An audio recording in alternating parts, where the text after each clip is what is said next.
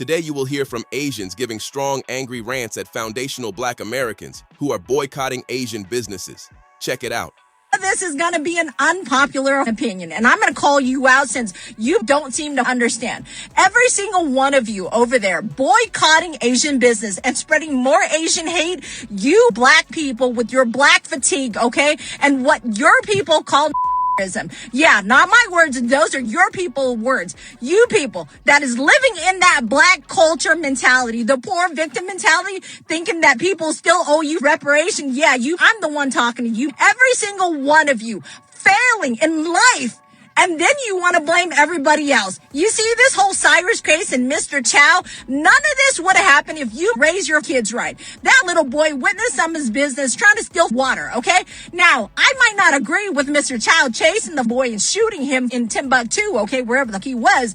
But here's the crazy part. If you had disciplined your boy right, he wouldn't be in someone's store trying to steal a 50-cent bottle of water in the first place, okay? Not only that, you go and attack the attorney defending his clients, and then here's the truth of the matter.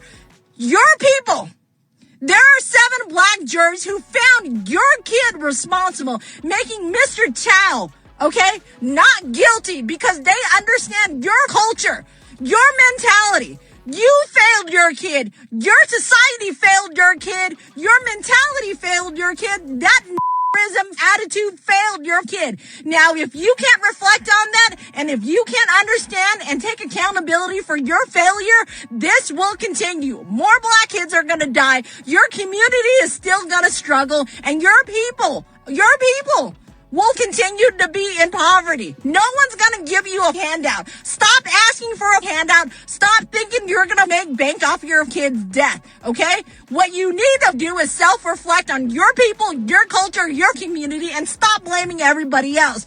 Let me tell you, boycotting the Asian community, they're probably thanking God that your Black ass don't go into their store anymore to cause a muck. Black people, I know y'all looking for accountability from the Asian community regarding Rick Chow and the murder that he committed. So on behalf of the Asian community, I take accountability for this man's actions. He was absolutely wrong for chasing Cyrus once Cyrus left the store. They wasn't even sure if the kid did anything wrong, which it turned out he didn't do anything wrong. So they chased him for nothing. But even if he did steal a bottle of water, 2 bottles of water, or 10 bottles of water, once he leaves the store, you don't chase. You're not only putting other people's lives at risk, you're putting you and your son's lives at risk. All for what? A bottle of water? So yeah, fuck that. He's wrong. And I don't care what anybody thinks. I'm standing on that. But now, Black folks, you see what I just did? And I did that from the bottom of my heart because I genuinely believe that he was wrong. But when things happen to Asians, from the Black folks, we gonna need y'all to take some accountability as well. It's only right. Accountability for what? We don't even do nothing to y'all, y'all might say. Okay, y'all might just not know.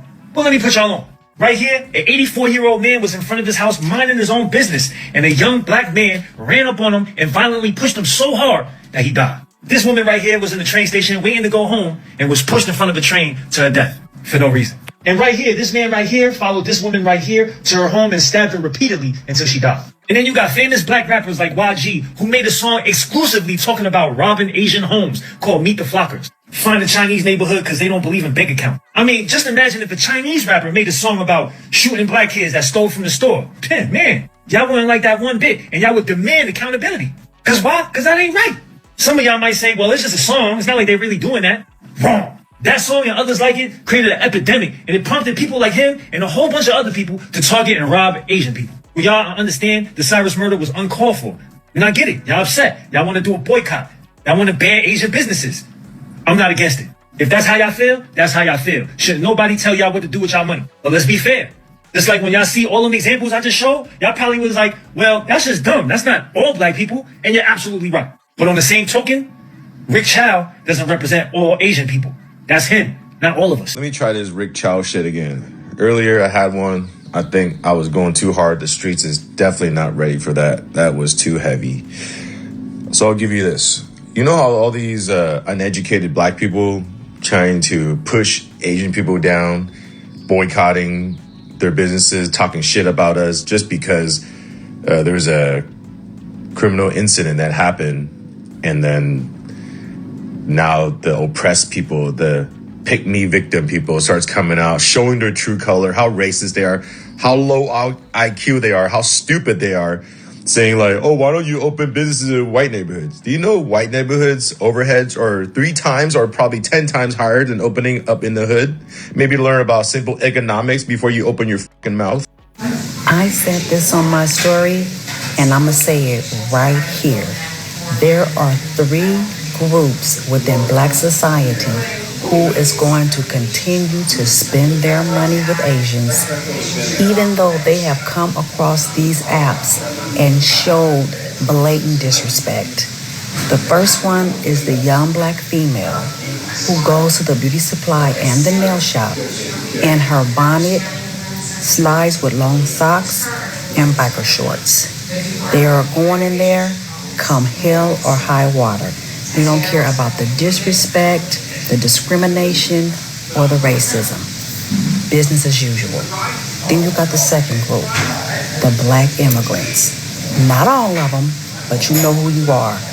Those immigrants who feel like they are exempt from the discrimination and racism that Black Americans receive on a daily basis. They feel like they are exempt.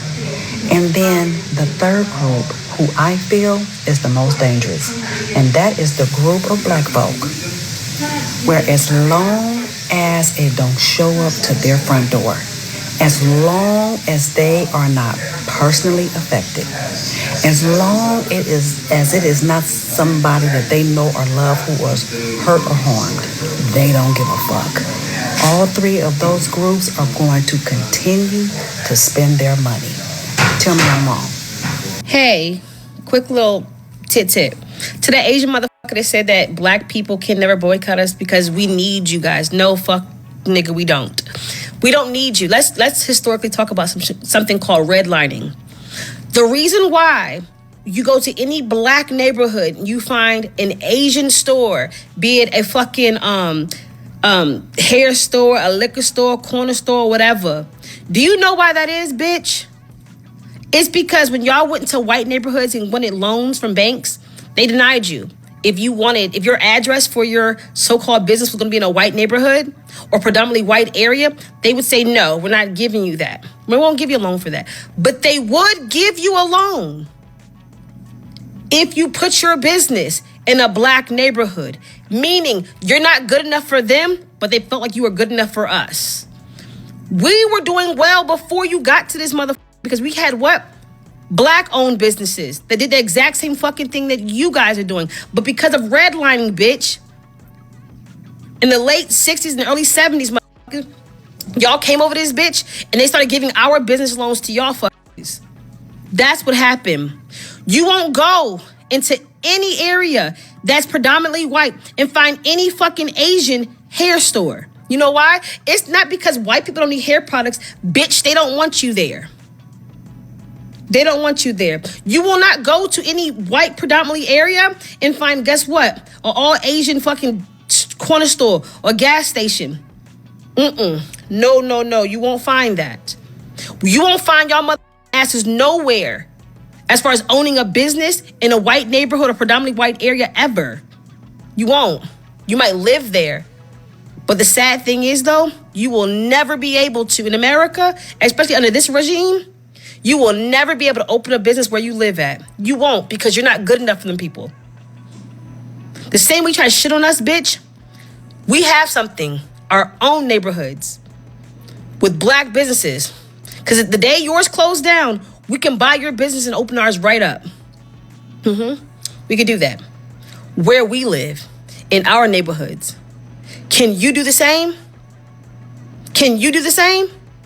Because unlike Black people, y'all don't live amongst yourselves. Y'all don't live amongst your own. Y'all don't. Y'all may shop amongst your own in Chinatown, those Oriental places, but y'all don't live amongst your own.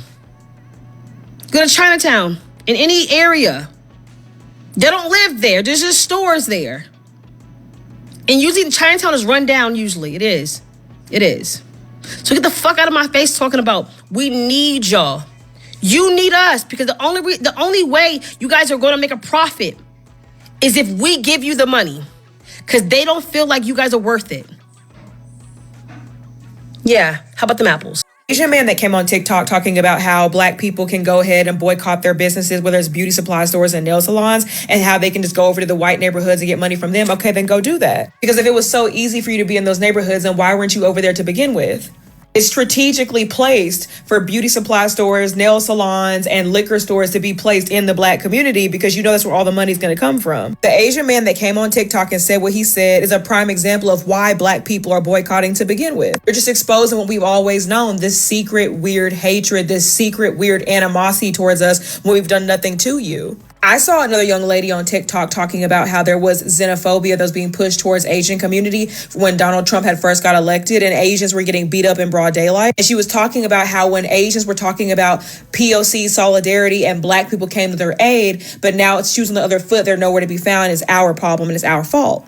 Which is exactly why black people are boycotting, because we recognize that we can have solidarity for everybody else, but nobody can have solidarity when it comes to us in our community. It's interesting to see the mild-mannered so-called model minority community crashing out like crazy because foundational black Americans are boycotting all Asian businesses around the country. I'm glad to see this happening. Now, black people know what many of these Asians are saying in their languages in these stores about black Americans. It's way past time that foundational black Americans expose these anti-black communities that have been making money off of the black community since the 1970s. It is interesting to see how many of these Asians really think they are white people. They say many of the same things white supremacists say, but now many of these Asians are getting more and more wake-up calls. They went after affirmative action because they believed that would hurt black Americans. Well, that backfired in a major way on them. Racism is not just an American problem. Throughout history, prejudice and discrimination have existed in many parts of the world, including various countries across Asia. Different societies have developed social hierarchies based on ethnicity, nationality, skin color, caste, class, language, and culture. In some places, darker skin has historically been associated with lower social status, leading to colorism and negative stereotypes that continue into the modern era. When Asian immigrants came to the United States, they did not leave all of their beliefs behind. Like every immigrant group, some brought cultural attitudes, assumptions, and biases with them. Some individuals and communities absorbed existing racial attitudes present in American society, including anti-black stereotypes. For generations, foundational black Americans have often interacted with Asian-owned businesses in black neighborhoods. These relationships have many times experienced tensions that have emerged over issues such as economic competition, cultural misunderstandings, profiling, disrespectful treatment, or differing views on community investment. These tensions have occasionally sparked public debates about trust, accountability, and cooperation. Many scholars have argued that immigrants entering the United States often face pressure to assimilate into existing social structures.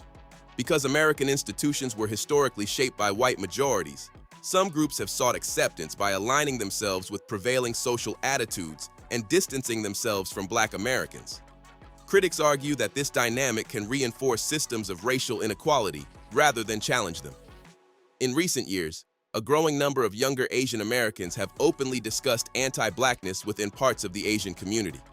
Through social media, universities, community organizations, and public conversations, many have acknowledged the existence of stereotypes, colorism, and negative attitudes toward black people that have been passed down across generations. Tell me what you think about this topic.